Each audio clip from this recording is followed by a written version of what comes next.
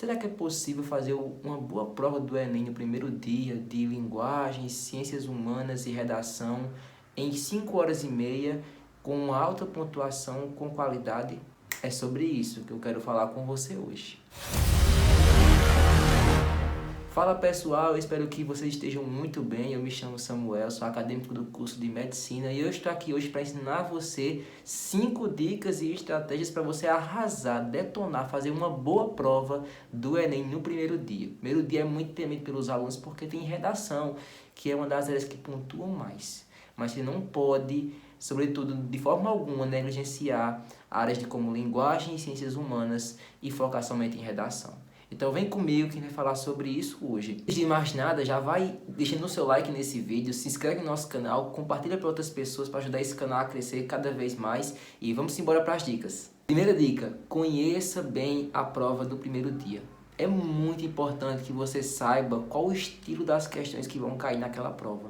A prova de linguagens e de humanas, ciências humanas, são as provas mais desconhecidas pelos alunos. Isso porque existe um mito de achar que essas provas pontuam pouco e que elas não são suficientes ou não são eficientes para a sua aprovação no Enem. Se você quer um curso, sobretudo como medicina, engenharia, direito, cursos concorridos em universidades concorridas, você precisa muito acertar muitas questões nessa prova. Eu digo a vocês que o que me salvou na prova do Enem foi a prova de humanas. Eu fiz 43 das 45 e sem elas eu não passaria na prova do Enem. Então você precisa focar bem e conhecer bem essa prova. Conhecer na prova do Enem, olhando o padrão das questões que estão caindo, como o elaborador pensa naquelas questões do Enem. Lembre que a prova do primeiro dia é uma prova eminentemente social, em que ele vai cobrar de você conhecimentos que não somente estão baseados no conteúdo, mas sobretudo na perspectiva de cada autor que está sendo colocado naquela questão. Então você precisa focar bem nisso e conhecer bem o estilo de questão para quando chegar na prova do Enem não ter surpresas. Por exemplo, sabem muito bem que o Enem não cobra ciências humanas datas, por exemplo, ou não cobra em linguagens gramática pura, sobre qual é o verbo da oração, qual é o sujeito dessa frase. Então ele não está focado muito nisso, mas ele cobra, por exemplo, sobre o tipo textual, ou sobretudo com a intenção do autor em usar determinada palavra naquele texto. Então você precisa conhecer bem isso. A melhor maneira é conhecer primeiramente a prova do Enem, através das provas anteriores do Enem, mas também ir lá no site do Enem e olhar as competências e habilidades, tanto da prova de ciências humanas como da prova de linguagens. Então não esqueçam disso, por favor. Segunda dica, você precisa ter estratégia de prova. A prova do primeiro dia é uma verdadeira maratona, porque ela é uma prova muito grande, é uma prova gigantesca. Você vai encontrar ali redação, linguagens e humanas, e você precisa fazer essas matérias com qualidade, sem negligenciar uma do que a outra. Por exemplo, muitas pessoas fazem ótimas redações, mas para fazer uma ótima redação sacrificam o tempo de ciências humanas ou o tempo da prova de linguagens, o que isso é muito complicado, porque você pode tirar um 960 numa redação, mas tirar 500 na prova de linguagens, o que não vai adiantar muito na sua pontuação final e na sua aprovação. Então você precisa ter estratégias. Por exemplo, o que eu fazia muito era dividir a prova. Eu começava, por exemplo, com um rascunho da redação em 1 hora mais ou menos, e aí nós temos que ter também estratégias para a própria redação, eu vou dizer o meu próximo ponto, mas também, depois de terminar a redação, ia para a linguagem, fazia umas 25 questões de linguagens, fazia umas 20 de humanas, voltava para a redação, reescrevia a redação, depois voltava para a linguagem, terminava as 20 de linguagens e fazia mais 25 questões de humanas. Por que tudo isso? Porque a minha mente não ficava sobrecarregada com uma das matérias. Então isso é muito importante. Vê se dá certo para você, comece a quebrar a prova, fragmentar ela.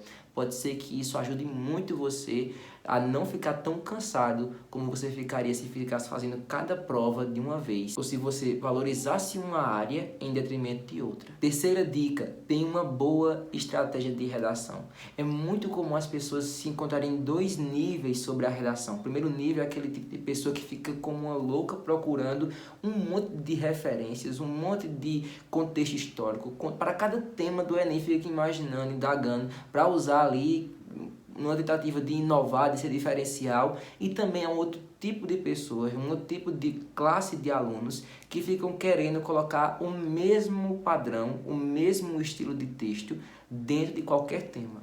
Para mim, esses dois temas eles são complicados, porque você fica muito dependente do tema. A melhor forma de você ficar independente do tema, que eu acredito, é que você tenha eixos argumentativos. Você saiba quais são os eixos principais que ele está cobrando. Qual a melhor forma de saber disso? Vá olhar os temas que já caíram na prova do Enem, tanto primeira aplicação como segunda aplicação. Você verá que o eixo argumentativo que o Enem quer que o aluno siga, na maioria das vezes, é o eixo argumentativo de cidadania. Existe um problema, existe uma lei para aquele problema, mas aquela lei não está sendo cumprida. Por que isso está acontecendo? Pesquise e veja se não tem muito a ver com isso. Você precisa ir atrás dos temas e saber qual é o caminho que o Enem quer traçar. Qual é o ponto em comum entre esses temas que estão caindo na prova do Enem. A partir disso, você vai traçar para você um plano de redação que é seu, necessariamente. Não precisa você pegar de outras pessoas. Outra coisa que eu fazia também era olhar redações de nota 1000 e ver o padrão daqueles alunos. Qual era a semelhança entre eles que estavam usando ali? Quais os conectivos que eles mais usavam? Lembre que a redação, ela é um texto, sobretudo objetivo e simples. Não queira ficar trabalhando com coisas muito difíceis naquele texto, porque o Enem não quer saber disso. O Enem não quer saber mais de inovações, mas de objetividade e clareza. É o que falta muito em muitos alunos. Então pense nisso e aplique isso na sua prova. Quarta dica: tenha estratégia de tempo. Você precisa de fato saber como vai fazer essa prova para terminar ela a tempo. Uma coisa que muitas pessoas fazem é que elas ficam, para ganhar tempo, olham a questão. Se vê que o texto é muito longo, essas pessoas já pulam a questão.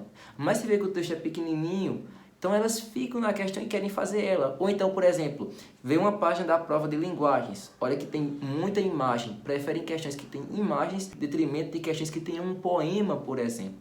Isso é errado, porque você não sabe o nível da prova através do olhômetro, através do seu olhar. É a famosa frase: nunca julgue um livro pela capa. Pode ser que a questão mais difícil da sua prova seja a questão que tem uma imagem, ou a menor questão. Então, qual é a dica que eu sempre dou aos alunos que me perguntam sobre isso? Leia primeiro o enunciado. Através do enunciado, você vai ter uma noção da questão, se é uma questão grande, se é uma questão difícil.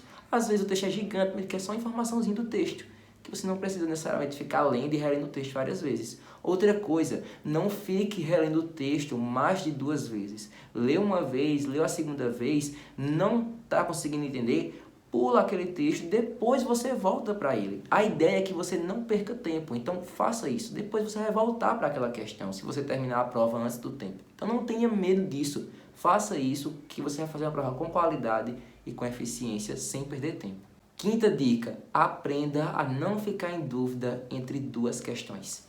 É muito comum os alunos virem falar comigo e dizer assim: Samuel, eu não estou conseguindo fazer a prova de linguagens humanas porque eu fico sempre entre a letra A e a letra E, por exemplo, e sempre marco a errada. Isso acontece muito e por muitos fatores. Inclusive, isso aqui merece um vídeo que eu farei depois só sobre esse tipo de questão. Mas, por exemplo, há muitas pessoas que falam assim: Samuel, a letra A falava sobre um tema que estava muito a ver com o conteúdo, mas a letra F estava muito de acordo com o texto. E eu marquei a letra A porque eu vi no conteúdo tal, na aula tal. Não importa. O Enem está sempre preocupado com o texto, porque é o texto que vai unir eu que estou aqui na minha região, a pessoa que está mais distante, lá no Rio Grande do Sul, por exemplo, ela também tem acesso ao mesmo texto, embora não tenha acesso ao conteúdo, por exemplo, mas ao texto ela tem acesso. É por isso que o Enem gosta de priorizar o texto em detrimento do conteúdo. Eu não estou querendo dizer que o Enem está preocupado somente com interpretação de texto. Não, mas o Enem está preocupado com a leitura do texto, o entendimento do texto e a aplicação do texto naquele conteúdo. E aí sim você vai marcar a alternativa correta. Então não esqueça disso. Outro tipo de dica. Muita gente fala o seguinte: Samuel, a letra A estava muito na cara. A letra B estava muito complexa. E eu marquei a mais complexa, porque eu acho que o Enem é só para pessoa inteligente. Não, lembre, no Enem há questões muito fáceis e que você precisa marcar de fato questões que estão de acordo com o texto, seja ela complexa ou simples. Mas via de regra, o Enem vai sempre colocar você em questões mais simples. Então não esqueça disso. Entre uma questão complexa e uma questão simples, fica com a questão mais simples, mais na cara, porque para outra pessoa pode não ser tão na cara assim como para você. E bom, pessoal, essas foram nossas 5 dicas iniciais da prova do primeiro dia. É claro que existem inúmeras outras dicas, inúmeras outras estratégias, então continua aqui nesse canal conferindo, porque eu vou tentar cada semana trazer para vocês aqui dicas de que eu apliquei na prova e que foram muito importantes na minha aprovação e que eu espero que também seja na sua aprovação na prova do Enem. Não esqueça disso. Então, curta o vídeo, se inscreve no canal, compartilha com outras pessoas. A gente se vê no próximo vídeo. Valeu, galera. Fica com Deus. Tchau.